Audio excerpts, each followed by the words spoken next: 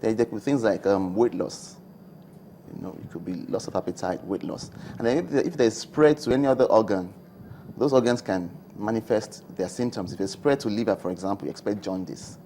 Okay, if they spread to the brain, for example, you expect things like seizures, headaches, maybe even fainting spells, okay, coma.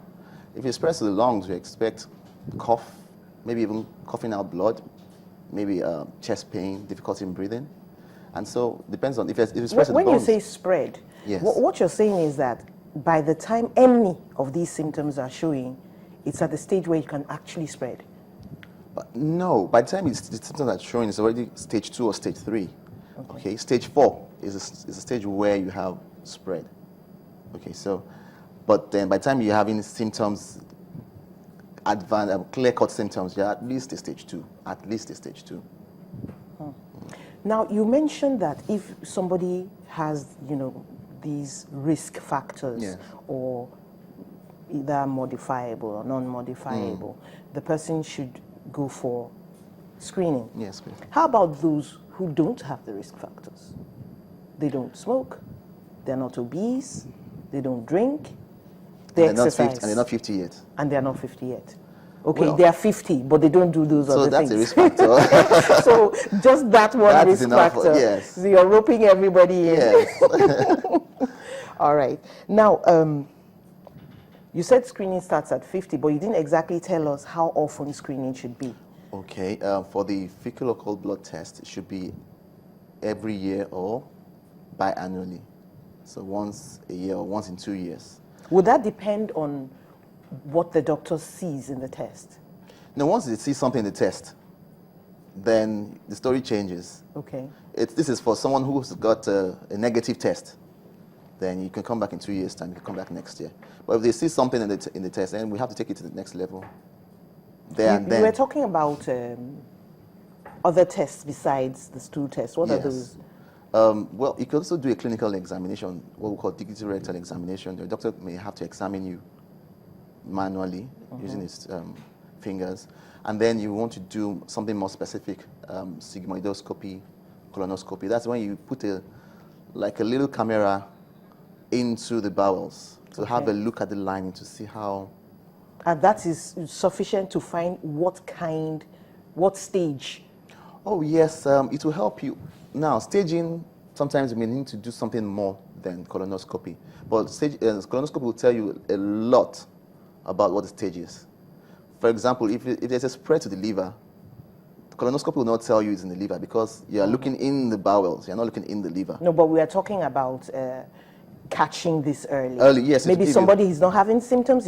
He seemingly doesn't have anything wrong with him. Would this colonoscopy be catch adequate. anything? Yes, to be adequate, yes. And sometimes you can even treat there and then for a polyp, which is another risk factor I forgot to mention earlier.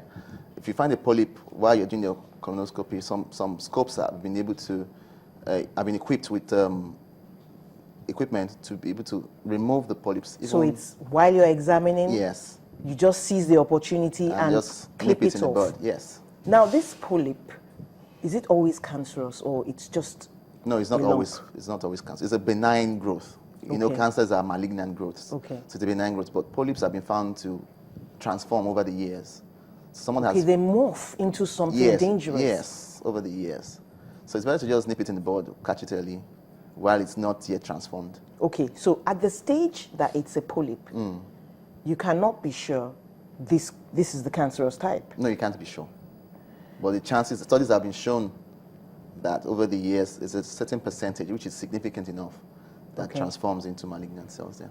Okay, at the stage where when you clip off this polyp, yes, is it possible, if you clip polyps, for example, to prevent cancer totally in a person? Yes, it is. What happens is this: those polyps can all be removed, and there will be no polyp to transform into the colon cancer. And that's it? And that's it.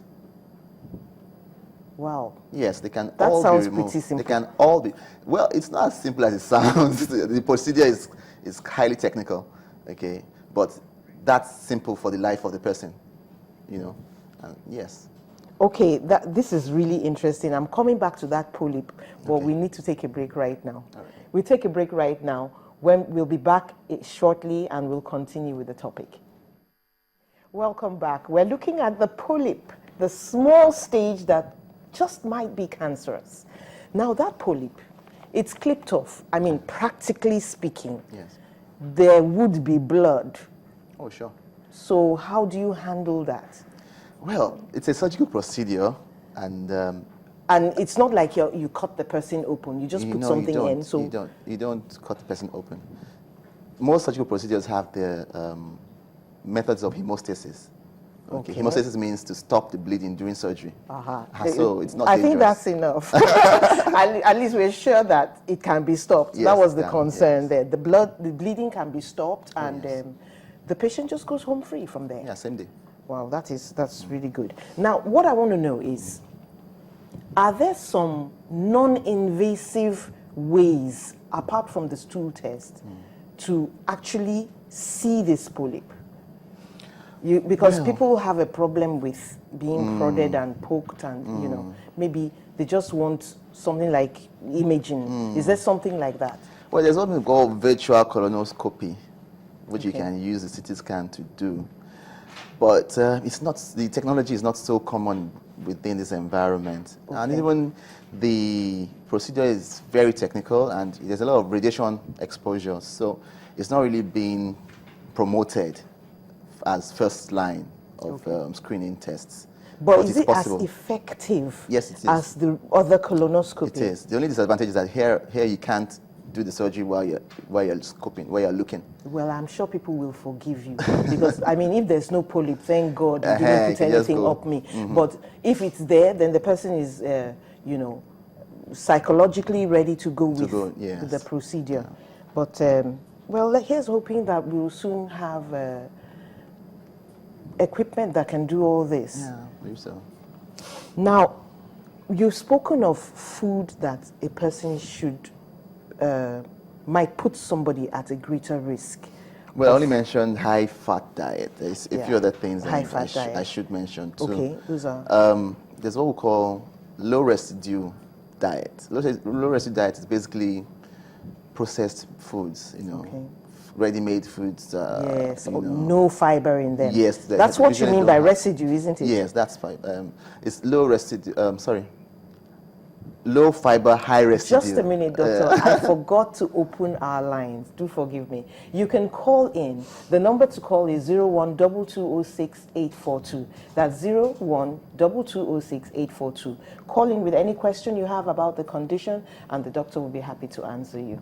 Having said that, yes, you were mentioning I was other saying, foods. as I was going to say, high residue, low fiber.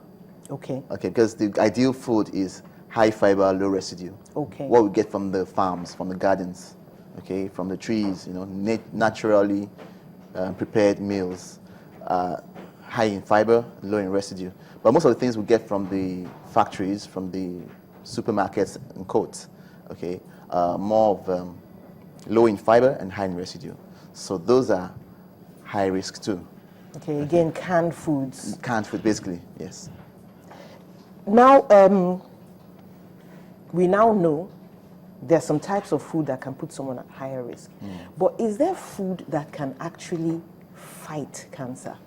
Oh, yes. There. Not just keep you away, but fight. Fight may be a strong word to use, but there's foods that reduce the risk, you know, of developing cancer.